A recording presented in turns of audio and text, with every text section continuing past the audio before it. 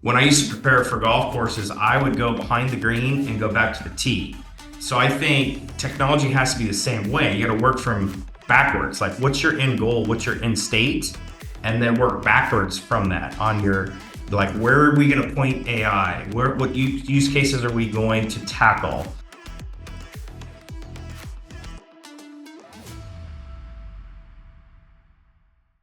Hello again. Welcome to Get in the Hole with Tech-Gofer. I am your host, Nick Mahal, president of Tech-Gofer.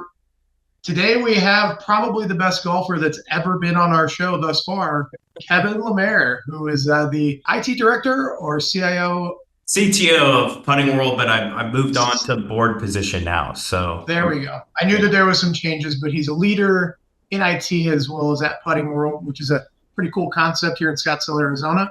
Kevin, welcome. Glad you can make it. Thank you for the invitation, and cheers. Yeah, of course, cheers. Well, let's talk about that as we do start. What are you drinking?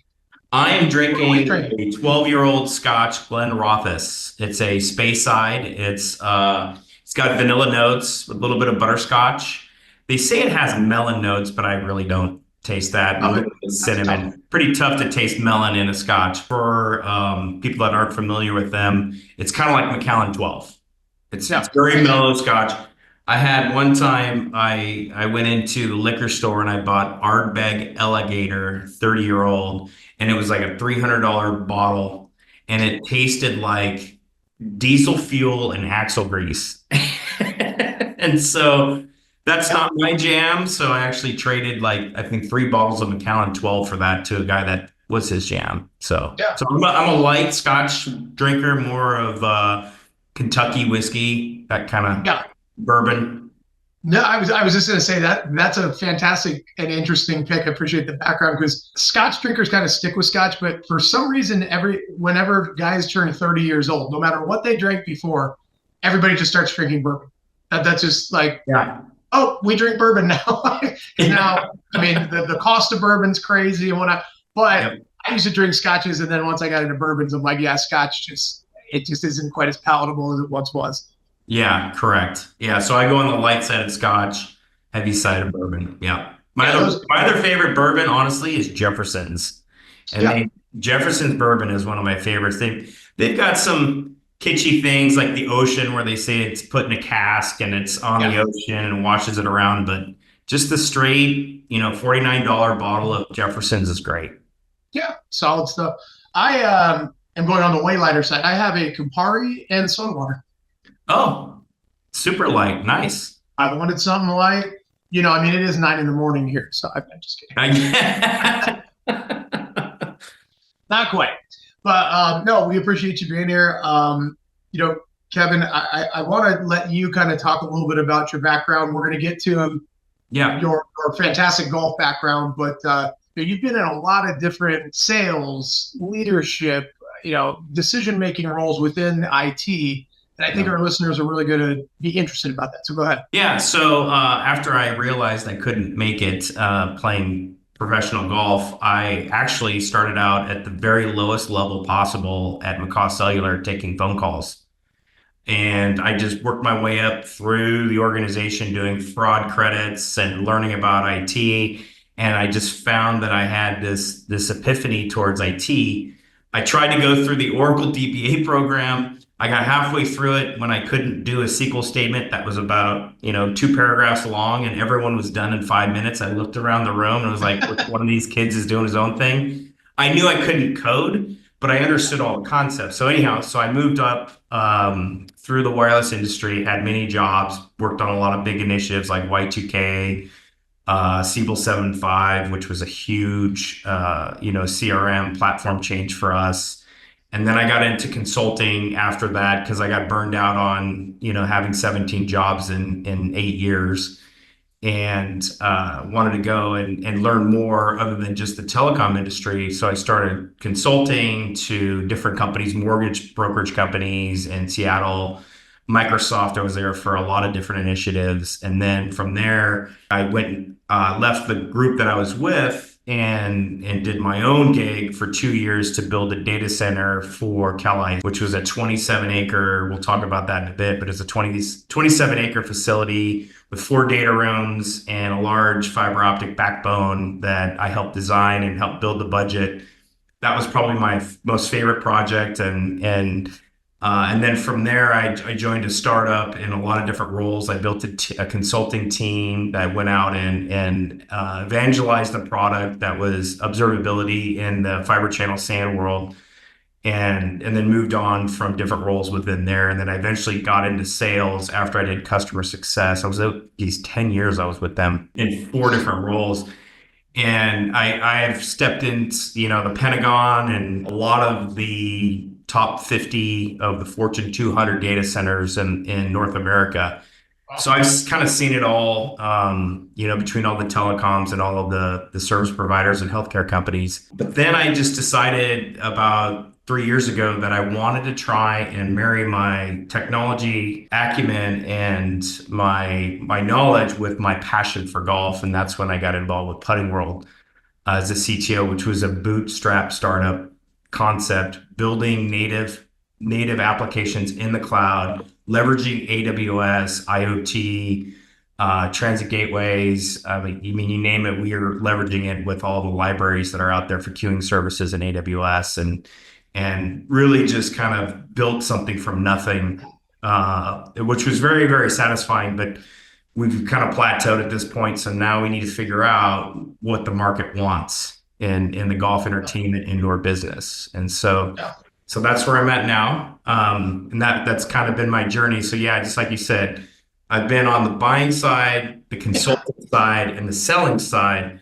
So I have a good perspective on the industry, especially in the enterprise and the startup world. So yeah, no, I appreciate that. I mean, just listening. I mean, you've been on the customer side, you've been on the customer support side, you've been on the sales side, engineering side, building all the custom applications. I mean, that's a lot of been there, done that.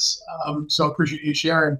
In your view, and it doesn't have to be Putting World specifically, but where do you see a lot of IT leadership, IT changes happening in the next 3 to 5 years for a lot of just businesses in general, I guess? Yeah, I mean, the big elephant in the room is AI, right? First of all, how do you leverage it? What are your use cases? What's the security behind it? What's the paranoia behind it? What's the strategy behind it? Mm-hmm. And from my perspective, I'm taking a golf analogy. When I used to prepare for golf courses, I would go behind the green and go back to the tee. So I think technology has to be the same way. You got to work from backwards. Like, what's your end goal? What's your end state? And then work backwards from that on your, like, where are we going to point AI? What use cases are we going to tackle? What's the data structure? What's the security around it? So I think a lot of people are a lot of IT leaders and a lot of board members are like, what is your AI story? What is your AI strategy? Right? Yeah.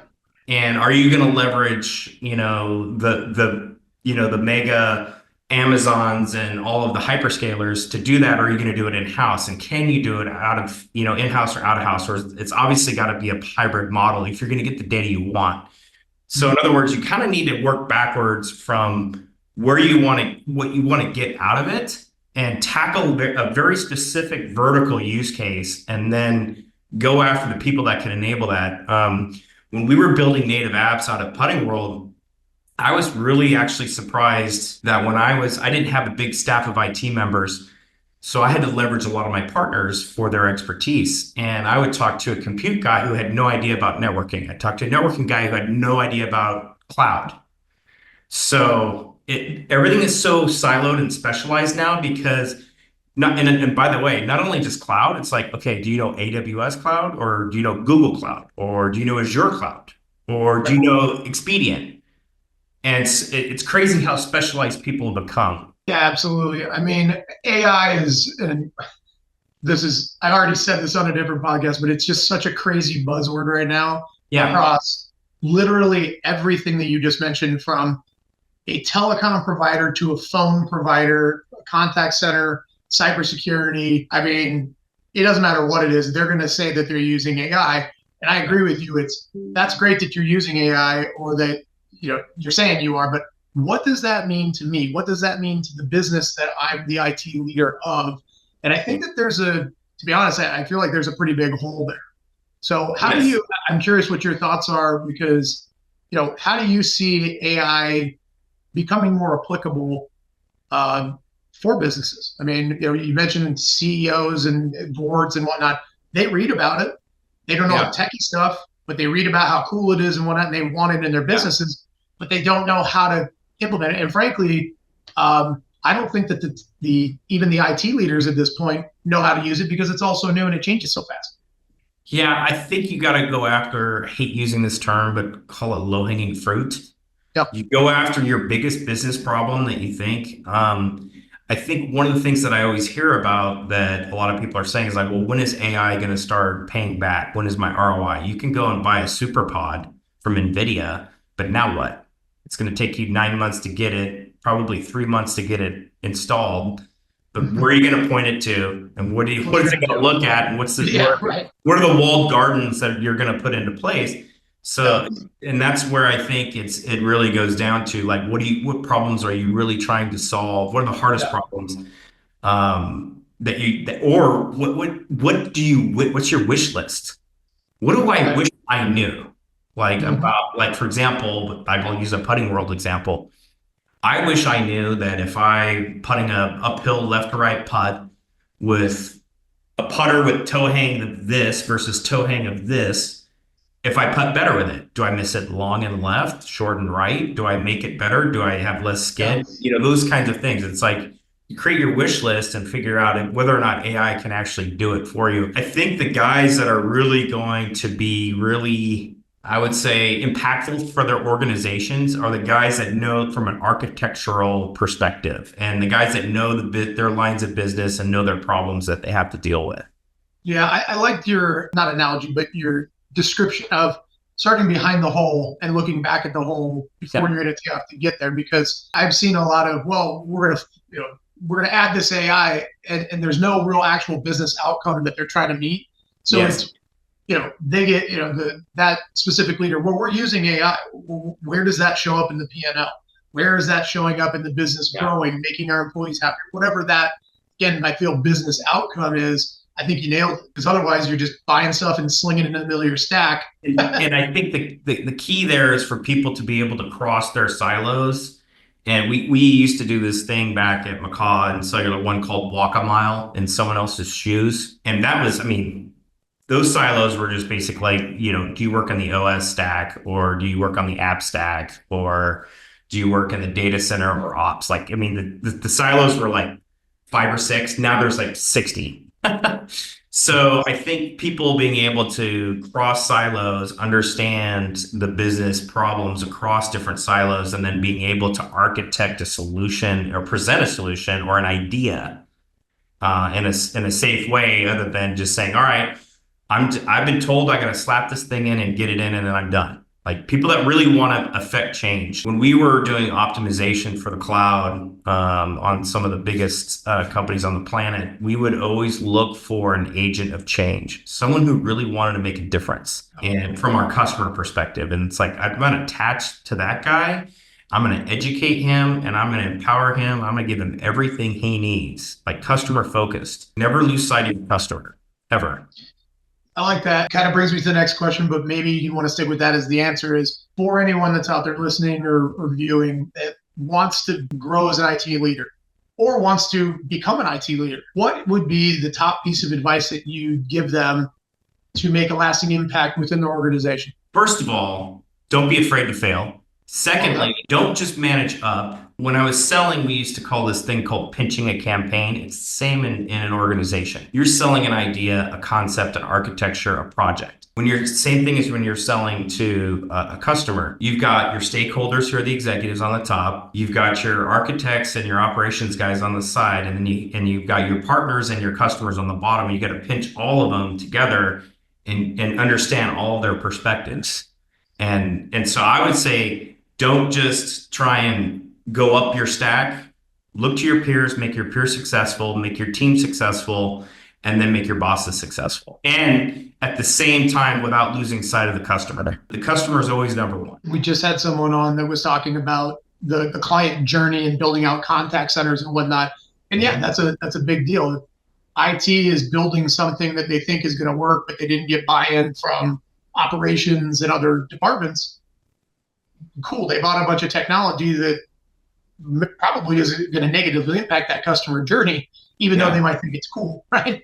Yeah, exactly. And like with contact center, like we played around this putting world for a little bit. We put bots out there on our website, and you got to know your customer. You got to know your audience, right? So if we're selling to a demographic that's not very tech savvy, and you're going to be flashing a bot in their face the whole time, it's a whole different story than a younger person that's used to interfacing with people in that way. So I think it's an amazing use case for people out there to understand your customer's demographic and not shove, the bot in their face and say, here's the phone call to call us. I hate to say it, but I don't think phone calls are going away, even though that's the value prop of AI and contact center. But at the end of the day, there's a small percentage of your customer base that at the end of the day, you just want to pick up the phone call. I definitely fall into that category that I want to talk to a person all the time. It's just especially when it's a really complex use case and you're like, no,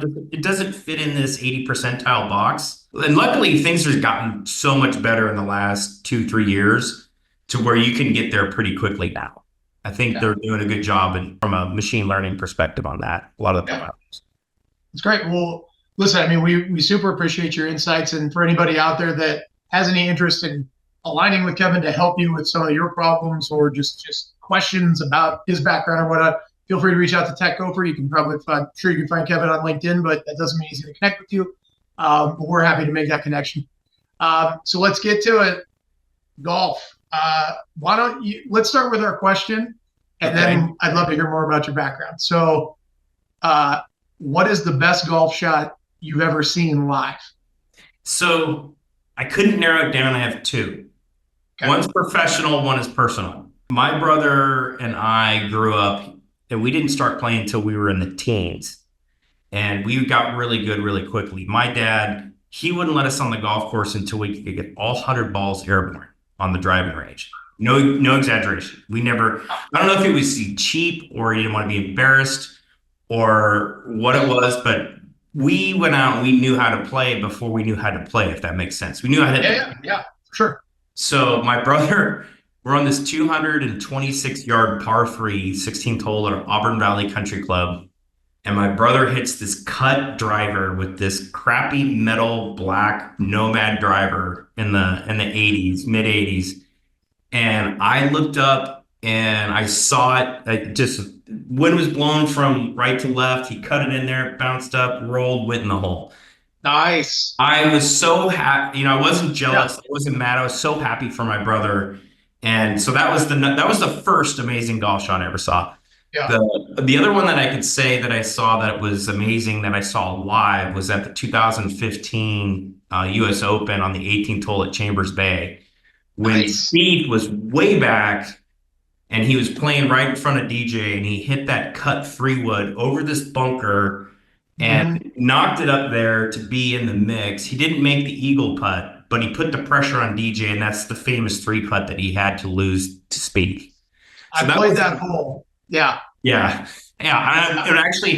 I flew my brother up in, I think it was 2007 or 2008. We played opening day at Chambers Bay when I used to live in Seattle. So I live now in Arcadia. But yeah, we played on opening day and walked it. And, it's a lot different now than it was. That was the opening day of Chambers Bay? Opening day, we played, yes, at Chambers Bay. That's wild. So on a previous podcast, I talked about one of my favorite rounds is at Chambers Bay. It's just such a unique course, and we played it earlier this year, in fact. Yeah, and so there's the Lone Pine there on. So the guys that were at my wedding, they call me Lone Pine, and they got me a shirt, Lone Pine. So that's a really cool story. That's funny commonality. Best golf shot I've ever seen live. I'm gonna have to keep mentioning that I had Albatross, but the best one was I was actually at the Tiger Woods hole-in-one at the Phoenix Open. Wow. Yes. I was in 8th grade. I forewent going to basketball practice. My mom was like, all right, if you want to stay, we'll stay. And sure enough, we stayed, and we were right there on the benches watching that ball go in. So that was pretty unbelievable. And Wow. it was the loudest single. I mean, it was just so loud with everybody yelling and throwing beer and all this Yeah, stuff. It I was bet. wow. You were probably just like looking around. It was great. There's nothing else like it. So, all right. Well, with that said, tell us a little bit about your collegiate career and trying to get to the pros. Because man, everybody I've talked to that tries to go down that, it is so hard. Yeah, yeah. I started hitting golf balls when I was 12 and a half, 13 years old. Didn't actually play around till I was 15. And then I was touring the nation when I was 16, 17, 18 and playing in AJJ tournaments. And this is actually, I got second place at the Aspen Junior Golf Tournament. And my dad told me, he goes, if you win an AJJ tournament, I will buy you a brand new car for under $30,000. I was leading by 2 or 3 shots going into the 16th, 17th hole. Can't remember Oh, which it no. was. And I was so pumped up. And we're playing at 20,000 square feet, or sorry, 20,000 feet or 10,000 feet elevation. Yeah. I hit this 3 iron way over the green, took a triple, got second place, rough sledding. However, I ended up getting into, I was like the Tom Kite of junior golf and college golf. Second place. First, I won the Stanford tournament in '93, the US Intercollegiate against a duck because I went to Oregon State. So that was a big win Right. in a playoff. And I won a couple of small tournaments in college, but it's just you play for every day. You hit 400 or 500 balls. You walk 18 holes. You work out in the morning. You study. And then you do it all over and over and over again. And then you plateau. You get to this plateau, and it's so frustrating when you actually start to get worse, when you're trying to get better and you're making all of these changes. Yeah. And back then, we didn't have TrackMan. We actually had a VHS. But Right. if it's not at the right angle, you're looking at the wrong thing. So my journey was all about, I decided early on, I'm like, I'm going to be the best chipper of the game. I'm going to get up and down, and I'm never going to have to make a long putt for par. And however, that only goes so far when you're not hitting 12, 14, 15 greens around. Yeah. You're not shooting in the low 60s. And if you can't shoot in the low 60s, you're not making a living. So going back to the practice component that you mentioned, I saw kind of a funny video about, or actually, I think I was listening to Golf is Not a Game of Perfect. You see people on the courses getting into fights and they're throwing clubs and they're so upset at themselves. And yet they play like once a month. They play once every 6 months. There's just this weird perception, I feel like, with golf that because you've hit it really good once or twice, Yeah. that's just how you should hit it every single time. That's right. You feel like if you hit it good once, you feel like you should be able to do that. I can't tell you how many times I've taken customers out or coworkers out or my bosses out and tell me they can hit it 300 yards. I bought a launch monitor about 4 years ago. Worst investment ever. I thought it was going to be maybe 5 years ago. I thought it was going to be great. It's like, oh, we'll have I'll set it up on the tee. We'll have like who could hook it the most or hit it the highest, hit it the furthest. Basically, what it was is it told people you're not as good as you think you are. Yeah. Because the data's there in front of you. And they're like, that thing's off. It's like, no, you hit it 220. You don't hit it 320. But you're right. It's like you feel like if you could do it once, like if you can make one free throw, you should be able to make 100 in a row. But I feel like to that point of like, oh, I normally hit it this far. That's something that I've seen with people bragging about their handicaps. And I won't name names, but I did play with a high up person at one of the vendors that took me out. Thank you for that. But he right off the bat said, yeah, I'm like a 3 or 4. Most times I shoot par. And I watched him proceed to shoot probably a 95 or 100. And I've never really understood the idea of like, if you're a 18, say you're an 18, like people are going to watch you be terrible on the golf course. And yes, don't get me wrong, everybody is allowed, and it does happen that you have a bad day. But I've played with a scratch golfer that said he got way too drunk the night before, and he barely could walk, barely made his thing, and he shot an 85, and he still was like, there's no way I still should have shot an 85, even though I could barely walk around. And that's just when you're that good at that sport. So I'm sure that you've run into that a whole lot of times. Yeah. And it's one of those things where if you play golf and you round golf, like if guys can't hit a flop shot, if they can't hit a bunker shot the way it's supposed to be hit, Right. if they're chipping from 40 yards off the green, they're not a scratch handicap. Right. I mean, they're afraid Well, to drop, kick, and skull it. So, but for sure. no, I believe me, we've all been there. We've all had the yips, and we've all had, our tough times at golf, and that's what we love and hate about the game. But I always can tell. And actually, I have a really funny story. I was interviewing for a job, and my boss, which I eventually got the job, he called me, flew me down. He said, "We're going to play a round of golf together." And that was it. He goes, "I heard you're a good golfer. You're going to come down." And I actually I didn't play golf for years after I got out of college because I wanted to reinvent myself. I didn't want to like ride that. And word got out. So I go down, fly down to Sacramento. We play Elk Grove, Valley High Country Club. And I'm with my boss, my now boss, my mentor. He's a good friend of mine to this day. He and I still talk and chat. Anyhow, he just we went and played for 4 hours. And that was my interview because he wanted to see if I had etiquette. Yeah.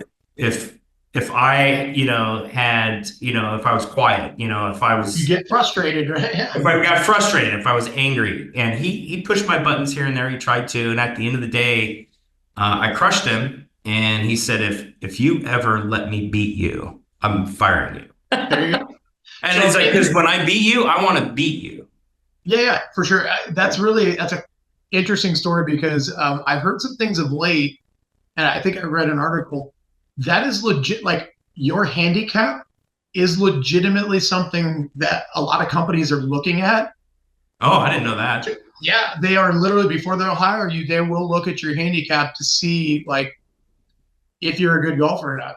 There's something in there about you being honest about it. Because I mean, imagine that you had a handicap that was a 1 or whatever, and then you go out and you just suck. You shoot 10 over with it. He's gonna know that you're probably cheater, right? You're a sandbagger. Exactly. And they don't. I mean, I wouldn't. Anybody that I've ever played with that I've seen cheat at all, don't really want to go into business with them. I don't really. Yeah. Don't want to be around. Well, that. that's the thing. You just got to say, all right, guys, the course is in horrible shape. We had rain last night. We're bumping the ball today. And you just say it on the first hole. That's what we're going to do. But if it's summer rules, then you play it down. Yeah. It's a fascinating game. And I mean, the fact that you were even sort of getting close to trying to get your car, I mean, like that's a tough road. So, but Kevin, thank you so much for being on. Appreciate the time. I mean, what an awesome background you have. Your insights were great. Again, anybody that's out there listening or watching, if you would like to meet with Kevin, contact Tech-Gofer, like, subscribe, comment. We'd love to hear what you have. Feedback. I'll be happy to give you my opinion pro bono. I'm always here to help people. That's really nice, Kevin. We appreciate it. And otherwise, cheers, and we'll see you next time on the next episode of Getting All with Tech-Gofer. All right. Cheers, Nick.